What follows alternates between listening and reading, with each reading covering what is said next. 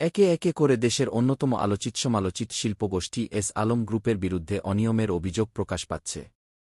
এবার এস আলম গ্রুপের মালিক সাইফুল আলম, তার স্ত্রী ও সন্তানদের বিরুদ্ধে ১,১৩,২৪৩ কোটি টাকা বিদেশে পাচারের অভিযোগে অনুসন্ধান শুরু করেছে অপরাধ তদন্ত বিভাগ সিআইডি।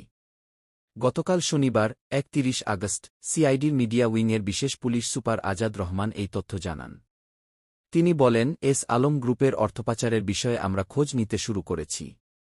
তদন্তের পর এ বিষয়ে বিস্তারিত জানানো হবে। এদিকে গতকাল সিআইডির এক প্রেস বিজ্ঞপ্তিতে বলা হয়, এস আলম গ্রুপের বিরুদ্ধে মানি লন্ডারিং আইনে অনুসন্ধান কার্যক্রম শুরু করেছে সিআইডি।